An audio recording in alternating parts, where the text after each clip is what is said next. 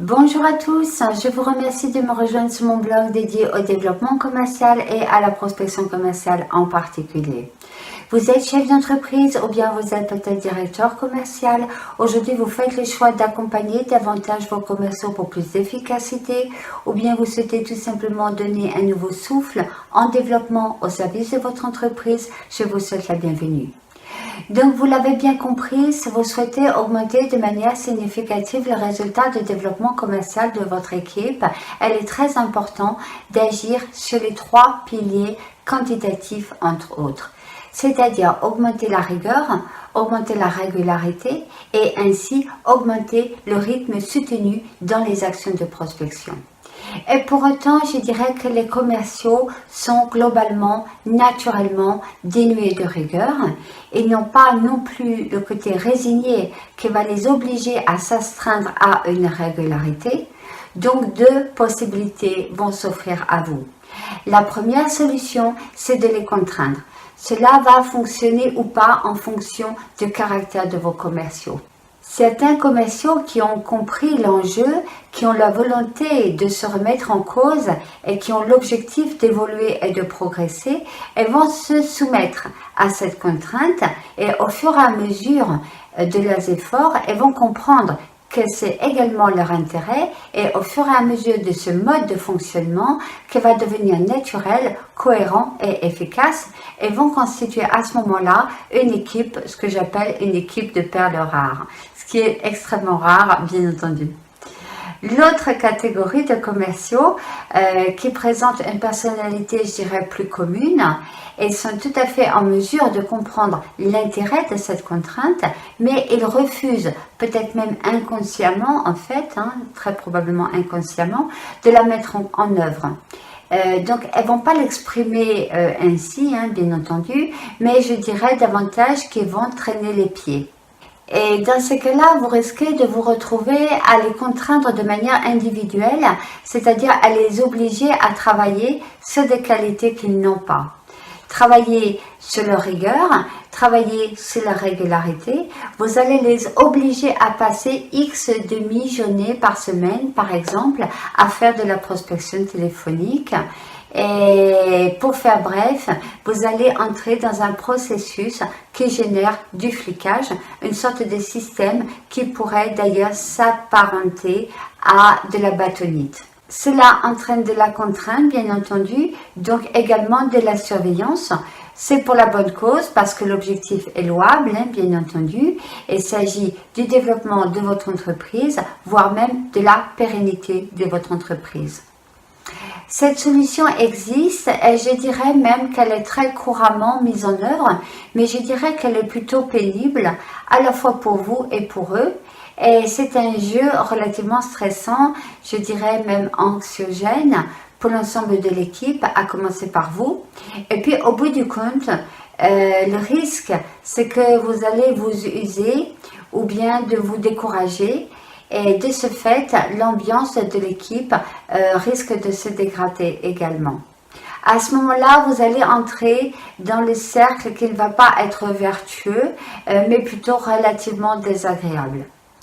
La deuxième solution est une solution alternative qui permet de contourner ces difficultés de la manière la plus sûre, de la manière la plus efficace, la plus rapide. C'est de leur apporter tout cela sur un plateau grâce à une nouvelle organisation. Cette technique consiste à répartir ces 5 piliers fondamentaux, non pas sur le plan individuel, mais davantage au niveau de votre équipe commerciale dans sa globalité. En effet, elle est beaucoup plus facile d'obtenir des résultats de la part d'une équipe plutôt que d'essayer de les obtenir de manière concomitante au niveau individuel de chacun de vos commerciaux. Pour une raison très simple, c'est que les efforts seront ainsi répartis sur les différents acteurs. Vous pourrez d'ailleurs attribuer à chacun des tâches qui sont mieux adaptées à leur caractère. Tout ce travail de prospection téléphonique, vous allez pouvoir le confier à une assistante commerciale ou bien à un assistant de développement commercial. Je dirais que le nom importe peu. et qui sera chargé à la fois de la communication vers les prospects et également des opérations de phoning pour la prise de rendez-vous. En fonction de la taille de votre équipe, je dirais que cette personne pourra être embauchée à temps complet ou à mi-temps, également un temps partiel, c'est tout à fait possible. Je dirais même qu'il y a des solutions peu coûteuses qui existent pour les TPE ou pour les entreprises en création et qui fonctionnent à merveille.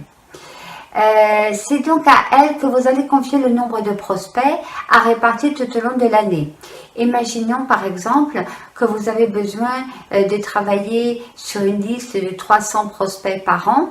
Et bien vous allez pouvoir répartir ces 300 prospects sur 3 ou 4 campagnes tout au long de l'année.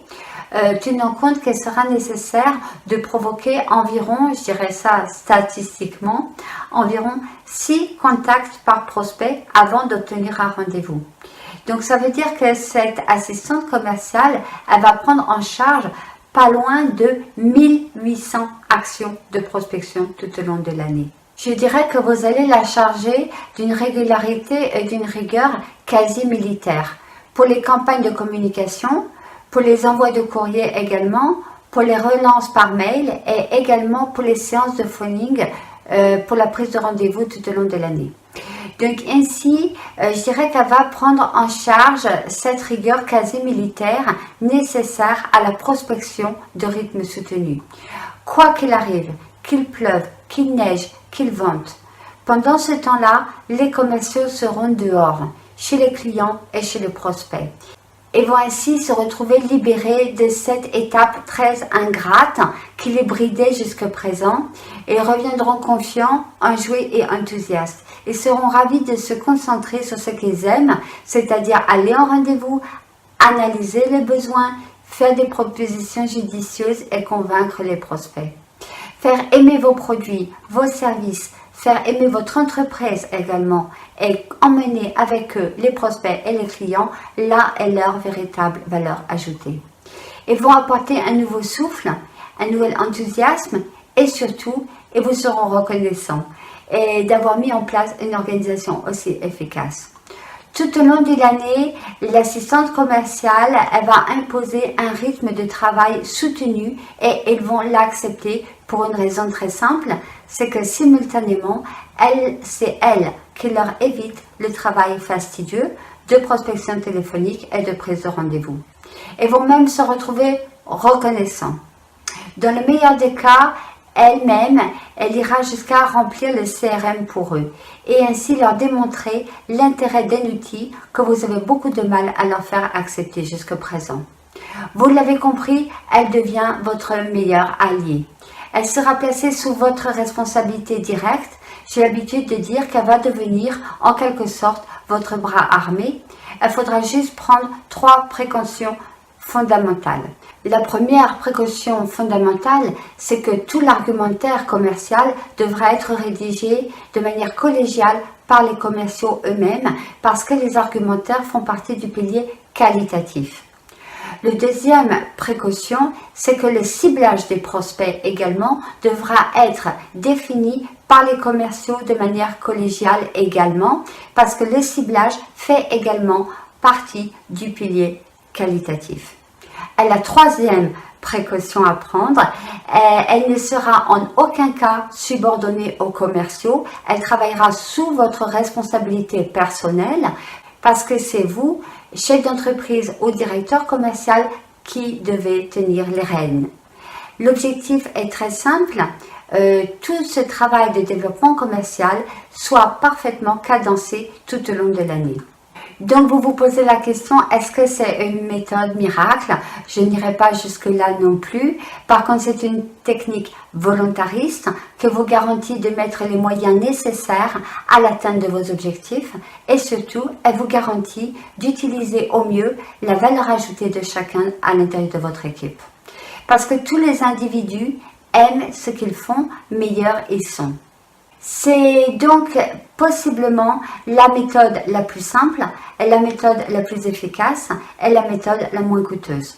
De ce fait, elle va entraîner avec elle un vent nouveau, apporter un nouveau souffle, une nouvelle efficacité, parce qu'elle va permettre d'inverser le pourcentage de temps passé. Jusque présent, les commerciaux passaient environ 20 à 30% de leur temps en prospection. Demain, ils passeront 70% de leur temps en prospection commerciale. Et c'est là que vous comprenez que de toute évidence, l'efficacité de ce processus est pour vous, à titre personnel, je dirais que ce sera enfin la fin du flicage, ce sera la fin de la bâtonnite pour savoir qui fait quoi, qui n'a pas fait son quota de prospects et pourquoi. Vous allez gagner en visibilité et en sérénité. Chaque mois, l'assistante commerciale fera le compte rendu du nombre de rendez-vous pris et chaque commercial fera le compte rendu des rendez-vous et de l'avancée des dossiers. Elle est vrai qu'elle va bousculer un petit peu les habitudes, elle va nécessiter un peu de communication, un peu d'anticipation auprès de vos équipes, mais pour des résultats en développement commercial à la hauteur de vos attentes. Voilà. Quoi qu'il en soit, il est bien entendu que je reste à votre disposition pour répondre à toutes vos questions et autres commentaires. N'hésitez pas une seule seconde. Et si ce n'est pas encore fait, n'oubliez pas de vous inscrire à la newsletter. Ainsi, vous serez prévenu à chaque fois qu'il y a une nouvelle vidéo qui va être postée sur cet espace. Merci beaucoup. Je vous souhaite une bonne journée. Au revoir.